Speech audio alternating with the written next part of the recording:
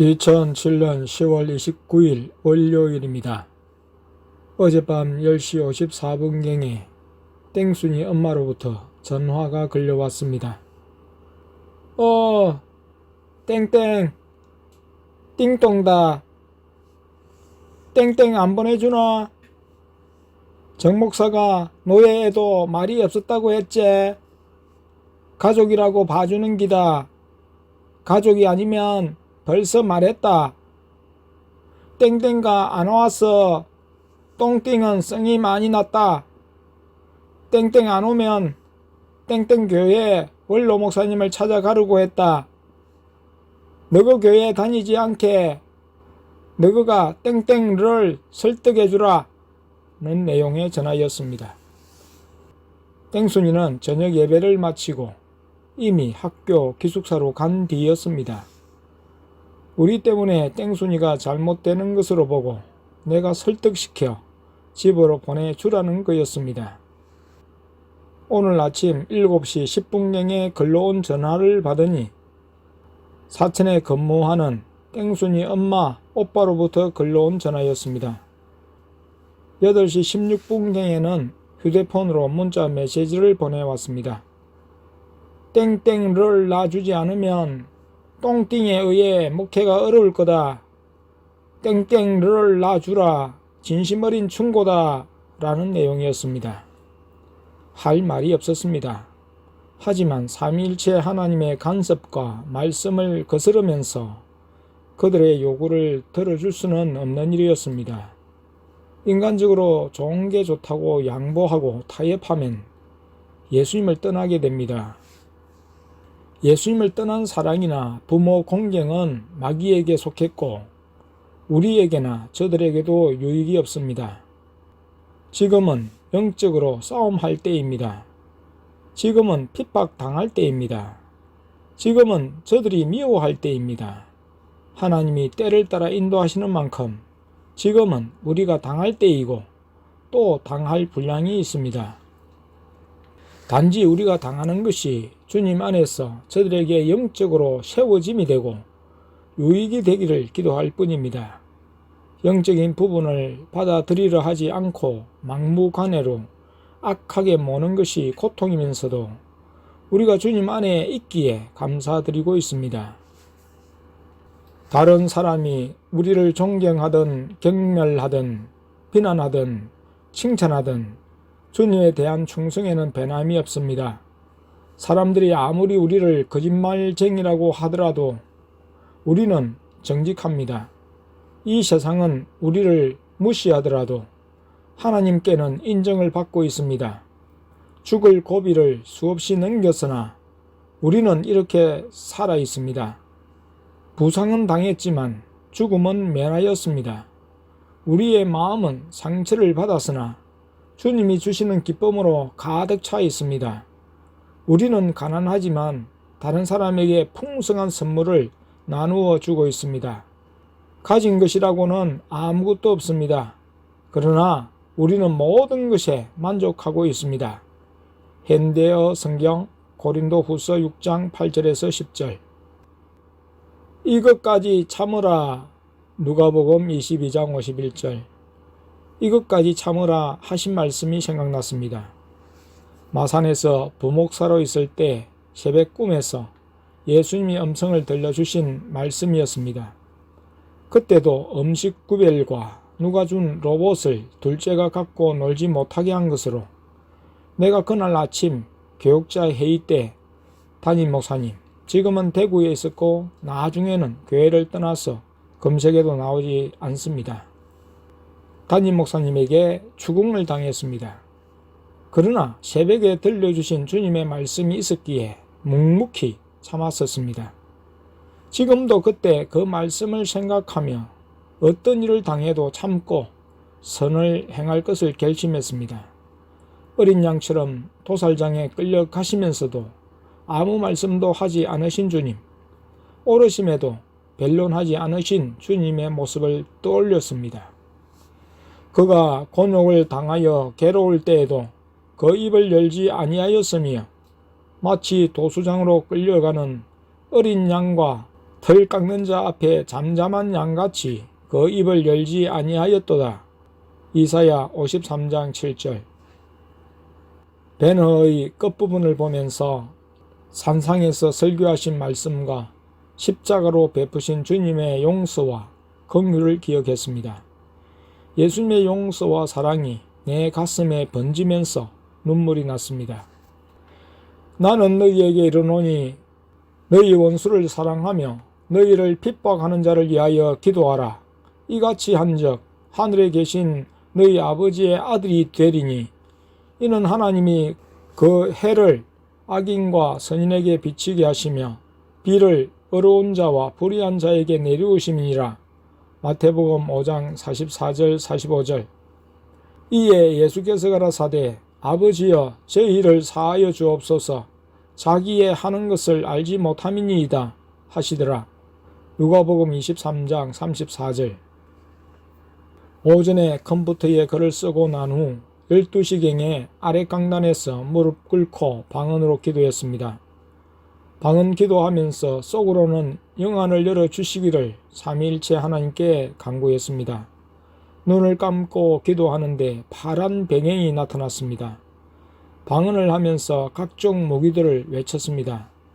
목자지팡이가 효과적이라고 말씀하셔서 목자지팡이도 사용했습니다. 한참을 큰 소리로 무기들을 외치며 싸우다가 소강 상태가 있었습니다. 이제 기도를 마칠까 하다가 아니지 더 싸워야지 했습니다. 예수님이 어제 희미한 파란 벽을 뚫어야 된다고 하셨기 때문입니다. 빠른 시간에 뚫지 않으면 영안의 진보가 멈추어지고 마귀에게 잡힐 수 있다고 경고하셨습니다.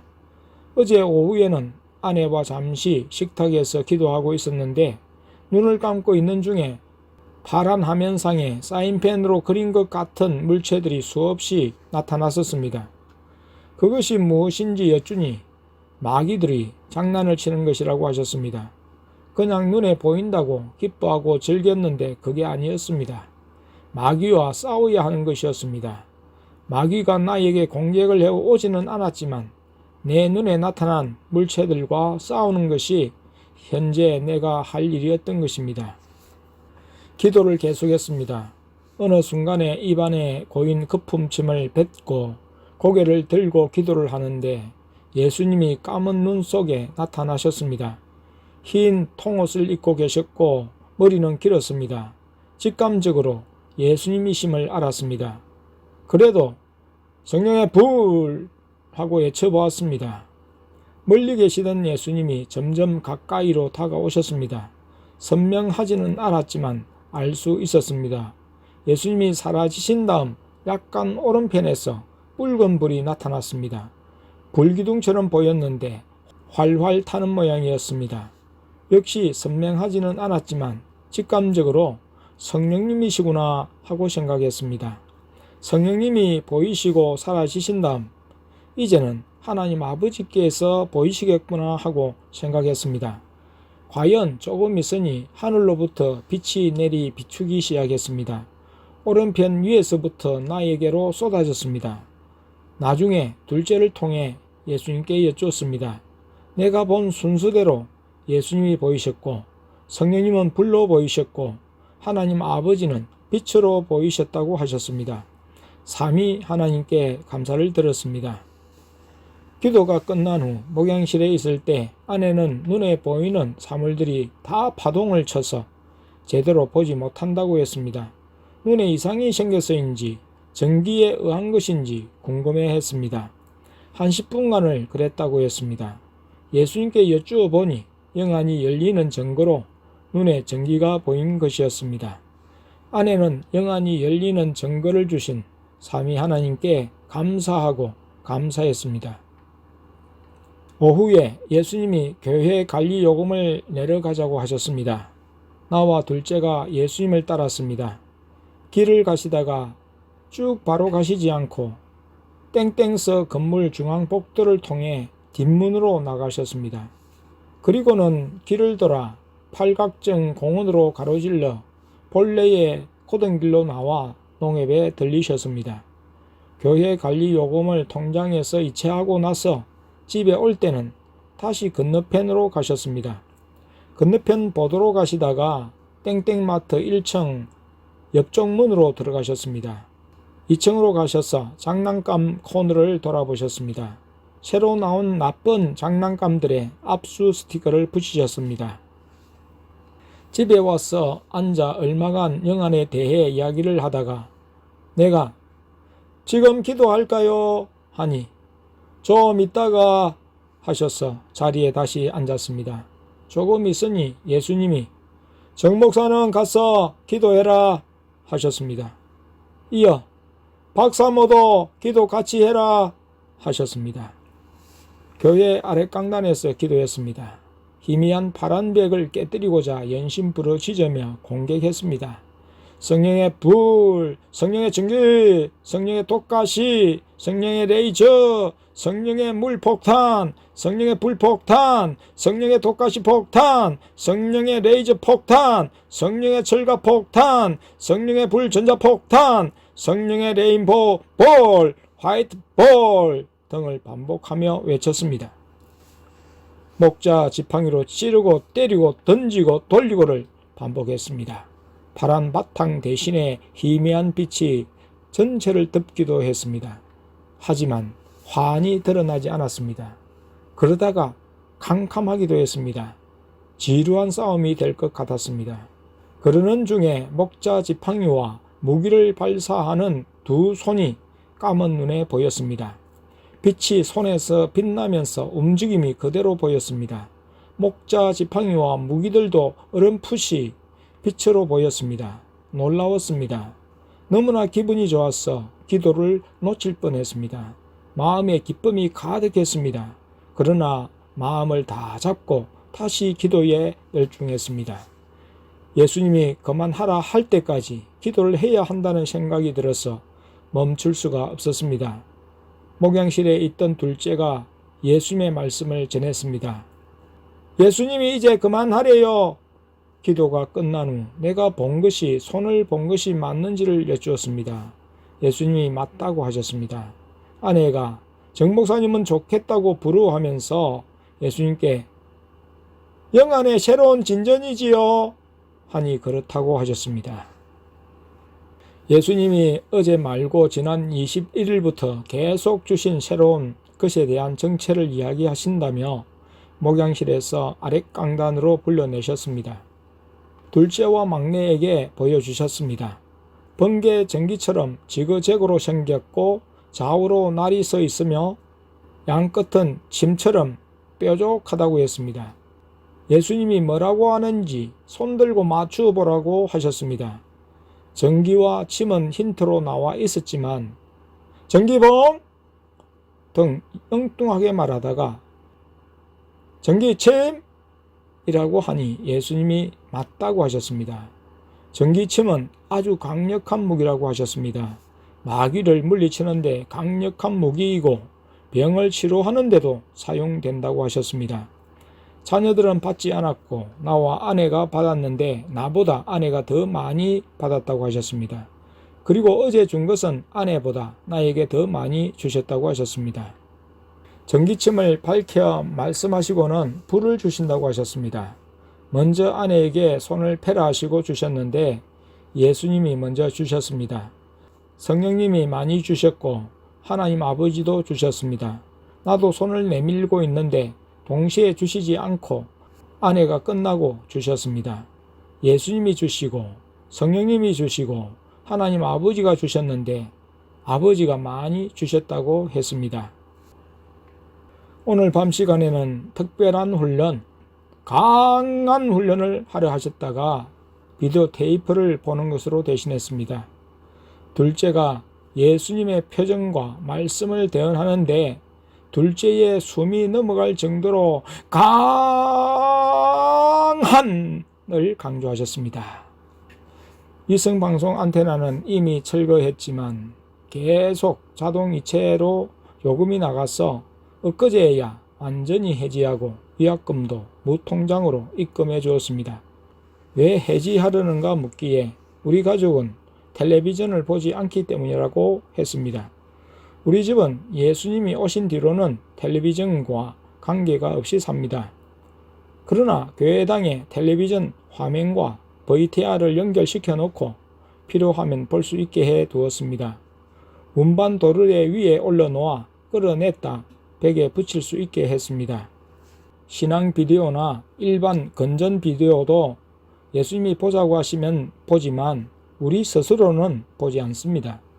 노는 것이나 보는 것도 예수님의 말씀에 따라야 죄에 오염되지 않습니다. 스스로의 즐거움을 추구하는 그 자체가 죄에 속했기 때문입니다. 삼위 하나님은 강단 의자에 앉으셔서 보셨습니다. 오늘은 땡땡 비디오 선교센터에서 제작한 지저스와 전로역정의 1편인 순례자의 예로 2편인 크리스티아나를 보았습니다. 크리스티아나는 2번을 연속으로 보았습니다. 기독교의 순례의 길을 드라마로 각식한 것으로 선성을 향해 가는 신앙의 길에 도살인 사탄의 음모와 각종 위험과 함정을 알려주며 전도자와 연자들을 통해 인도하고 있습니다. 핍박과 조롱, 구금, 심지어는 화형을 당하는 장면도 나옵니다. 마귀와 영적 싸움에서 이기고 승리하려면 약속의 말씀과 함께 예수님의 인도를 따라 사는 길밖에 없음을 더 새기게 됩니다. 특히 지저스에서 예수님이 십자가에 못 박히는 장면과 십자가가 세워지는 고통의 장면, 그리고 군병들이 해융에 적신 신 포도주를 강제로 예수님의 머리에 치대는 장면을 볼 때 나는 눈을 감았습니다. 그 순간에 예수님이 십자가에 양팔을 벌리고 가시관 쓰시고 한쪽으로 기울어진 얼굴이 보였습니다. 뚜렷하지는 않았지만 십자가에 달리신 예수님이심을 알 수 있었습니다. 비디오를 다 본 후 예수님 십자가에 달리신 모습을 보여주셨죠? 여쭈니 예수님께서 보여주셨다고 하셨습니다. 새로운 것을 보여주시고 영 안에 확실한 증거들을 더해 주시니 너무나 감사했습니다.